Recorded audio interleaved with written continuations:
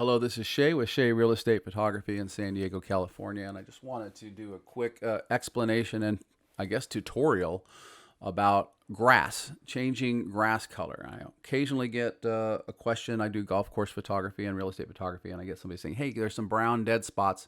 Can you fix those?" And the answer to that question is not as simple as it seems. Well, you're a Photoshop expert. You're a photographer. Well, number one, as a photographer, my job is to take a picture of what's there. So if the grass is brown, you're going to get a picture of brown grass. So you're not really asking me to do photography. You're asking me to do some sort of computer generated imagery, some CGI. That's Hollywood stuff. That's not photography. So you're asking me to do editing, which is fine. I have a lot of advanced skills in editing, but sometimes there's things that are just kind of impossible. And water and grass are two of those things. And let's talk about it for a second. Why is that? Let me go ahead and just bring up a nice blown up piece of grass here. Okay. So we've got a few pieces of grass here, and you can see there's sunlight hitting this grass. Like here I've got bright sun, and over here I've got dark shadow right next to it. That's what's happening in real life. You've got bright and dark side by side. And so each of these pieces of grass has dozens of different shades and striations in the fibers of the grass because of sunlight. And so already you can see that even though this is all basically the same color of green, it looks different. Every inch that you look on the screen has a different shade, a different tone of green. So that is our core problem. So let's go back to our base image here. And you know what? I want to bring up that info panel again. Where did it go? Info. Sorry about that. Okay, so now I'm gonna grab my cursor and I'm gonna hover it over some green, and we're gonna look at these numbers at the top left corner of that panel. I've got 106, 126, and 3. Those are brightness levels. So you can see my average brightness between those three numbers is probably around, we'll call it 80. Now I'm gonna move my cursor over to one of these dead brown spots. Not only is it not green, but the brightness levels are very different. Now look at the numbers, 221, 188, 157. So my average is right there in the middle, probably around 180.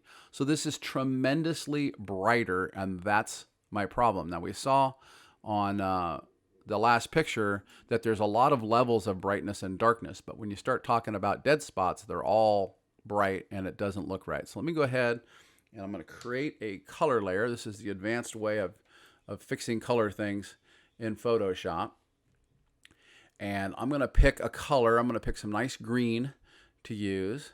And I'm going to paint that green color over this area that's got all the brown in it. And you can see that, yes, I have changed the color, but how does that look? Does it look real? No, it doesn't. It looks fake and it looks wrong. And I don't like my colors, my pictures to look fake and wrong. So let me just erase that, and I'm going to change the flow of my brush from 100 down to only 3%, and I'm going to lightly just paint in little bits and pieces. And so I've removed a lot of that brown and yellow out of there, and it looks a little bit better. There's something else I can do. I can take those brown areas and darken them. So that's what I'm going to do now. I'm going to hit those brown little areas and make them darker without hopefully making the dark areas darker. And I'm going to go back to my color again here and put a little more, put a little more green on there. So this is what you're going to get when you try to recolor grass. That's looking better. That's about as good as you're going to get. Now, can you improve it? What if I want my grass to look perfect? Well, there's two ways to do that. You call the gardener and you make sure the lawn is good before it is photographed. That's step number one. Step number two would be to hire a person who does nothing but photo retouching for a living. Now, these people are all making $200,000 or $300,000 a year, and they're working in Hollywood, and they're working in the fashion retouching industry, and they're making blockbuster movies. because those skills are outside of the realm of an average photographer. So your average photographer, yes, they can help make the grass green, but it's never going to look perfect. And so if that's what you're looking for, if you're a client who needs to understand better about changing color, this is the explanation of why it's hard to make it look good. If you're a photographer and looking for an easy way to improve the color of your grass, what I just showed you is, for me, the easiest and best way to gradually do that. Let me just zoom out a little bit here and do a very quick darkening of this image. So I'm just gonna darken things up a little bit, primarily in the lighter areas. And this is obviously just a dead vacant lot. It's not supposed to be a lawn or anything. And then now I will grab my green brush and paint a little green over it.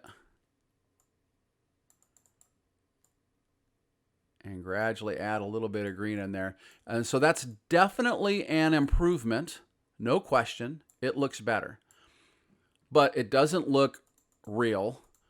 It looks kind of fake, doesn't it? So that's what you're gonna get. That's what's capable of being produced by your average Photoshop person. And then also, let me just show you, if you have a lot of green grass and just some little brown areas, you can also clone those and copy them onto that and fill in some stuff that way.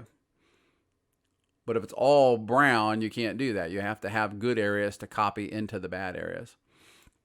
So there's kind of a rough idea now of what we're talking about. And that's the explanation. Now, I mentioned, I think at the beginning of this video, water. Water and ocean are exactly the same situations. The way the sunlight hits the ocean, it's like a diamond, and it's got all sorts of reflections of light and a million different shades and tones of the blue sky that's being reflected. So trying to fake that is basically impossible. And I will definitely do an ocean video just like this at some point in the future, so I hope you can see that as well. Thanks for tuning in today. I hope this helps explain and teach. This is Shay Bletchendon, Shay Real Estate Photography, SHAYREP.com.